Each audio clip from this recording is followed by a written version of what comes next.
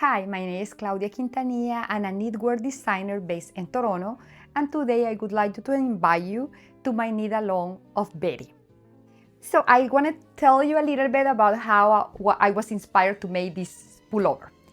I used to have a shirt that was made with silk, then have a bowl like that. And I wear it all through my university years. This is many, many years ago. And I used to like it a lot because I didn't have a lot of money, and this shirt that was made with silk and was in white was fantastic with jeans and was fantastic when I have like presentations, because I was doing a master in literature, and then I went to do a PhD in literature. Sometimes you do presentations and you need to be semi-formal, so I wear the same shirt with like a nice skirt and tights, and I did look good, good in my budget. Now I have one that is more fancy and it's more silk than I would like to show you, and it's here. And this is pretty much what inspired this sweater Betty.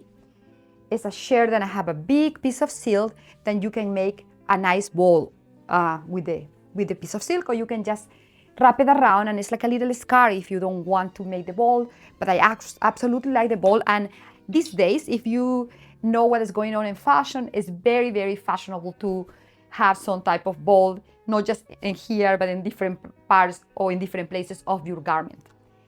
Today, I would like to show you a bit of the materials that they're going to be needed in this knit along.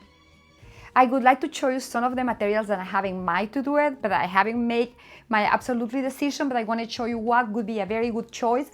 I don't have all the choices here, I'm sorry, forgive me, but a lot of mohairs would be a good choice. Jepar would be a good one, knitting for olive would be a good one, Isagar would be a good one. There are 100 different types of mohair. I have one here that is kind of out of service because I don't think they're going to be producing more of this, but I absolutely love the color, and because I want my shirt to be very classy and I want to be wearing it a lot, and this style is going to be way more oversized, I thought about this color. I thought about this navy blue that is with a Madeline tash.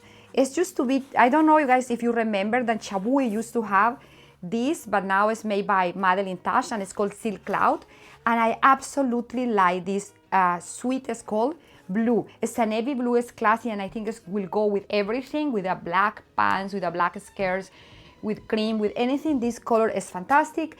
If you're going to invest the money and the time, make sure that you find a color that actually is going to be a color that you want to keep in your wardrobe for a really long time, because I mean, knitting is expensive, and more than expensive, and money is expensive in the time you invest in making things, and the most precious commodity that we all have is time.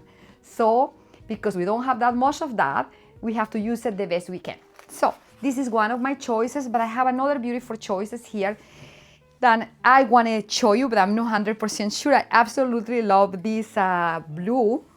That is a very flashy blue, and I don't know, I tend to do a lot of things in like blue. This is not something that I have in Eweknit, but it's by a Canadian. It's called Lynch and Lace, and I think the color is fantastic. I just not 100% sure that I'm going to be wearing this as much as I will be wearing this.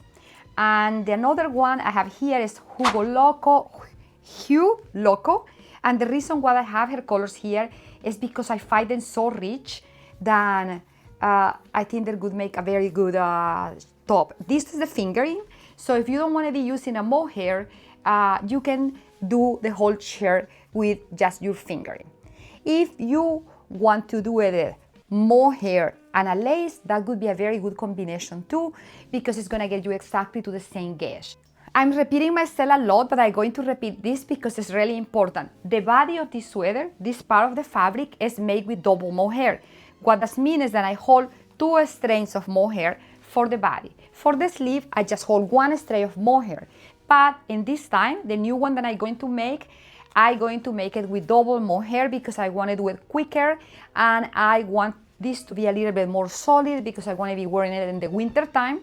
And I also want it to be bigger. This is a small, and it's too small on me. I'm going to be making a medium size, then I have more room and I can wear it more with my jeans, and I can layer. I can put probably an under top that is really fitted, made with wool under. So that would make a very, very good winter sweater. Then it's a sweater, but in the same time it's a fancy, cute top. So I have here something that I really like, and it's some fingering jars. And I really like these fingerings. And the another option would be to do it just in a fingering and instead to do it in the mohair. But, or in the mohair lace. And so I will consider it, and in the next video I'm going to be showing you what I have chosen, and I'm going to be showing you how I starting my Betty. It's a couple of things more that I want to say about Betty. I'm going to explain you a little bit about the structure of the sweater because that's very important. The only thing is that I'm wearing the sweater, so never mind, I'm going to have to be touching myself a bit here. This sweater is starting here in the top, and then it's go all the way down here, and all the way down here to the neck. And then when that is done, we put it in hole, and then we go and do the another side, and we get them together. And then we go to the back and start to pick up from here and start to do all the back. And when we finish the armhole, we start to knit it all around. Then after, we pick up around with short rods, and that is what is give this like very, very nice fit in the sleeves. You can see how fitted and nice is here. It's actually really, it's fit really nice. It's feel and fit really nice. And in the end, I make this ball. And when the ball is, when the whole line is made, because I make like 2 yards of just like this knitting, plain knitting, then when it's done, I center it in the back and I sew it. But this is very difficult to explain in just one video, so I have done 4 or 5 videos to do a step by step of how I made Betty. Okay, I have forgot to tell you the most important thing of everything. The most important thing is that Betty is a Christmas knit, and it's supposed to be worn for Christmas. If you don't finish it for Christmas, don't worry, you can use your Christmas vacations to advance a bit in Betty. But if you have it for Christmas, I think it could be a very beautiful thing to wear. And actually, I think that, but wasn't really originally my idea, was just the idea of Anika from the podcast Rosemary and Pines, and she said to me, oh, I think this is a perfect garment to wear for Christmas. And I thought, oh my God, you're so right, I didn't thought about that. It's nice, it's like fancy but not super fancy, and it's really holiday kind of. You can make it with a metallic, you can kind of embroider a couple of crystals in your ball if you like it. You can make it really, really fancy if you want that. But you don't have to make it fancy if you don't like that. The another thing that I want to mention is that it's going to be different people doing this knit with us, different podcasters. So I invite you to see all of them, to see which color they chose, how they're doing it. And in the next video, I'm going to leave it in the bottom here, the name and their addresses on Instagram, then you can see what they're doing. Well, I have to say goodbye now. I hope that all of you, or some of you, participate in this knit along. And if you don't participate in the knit along, I hope that some of you or all of you come back and see the videos that I'm going to be posting. And this time I have the videos programmed in a way that you can see step by step, and you can learn how to make it.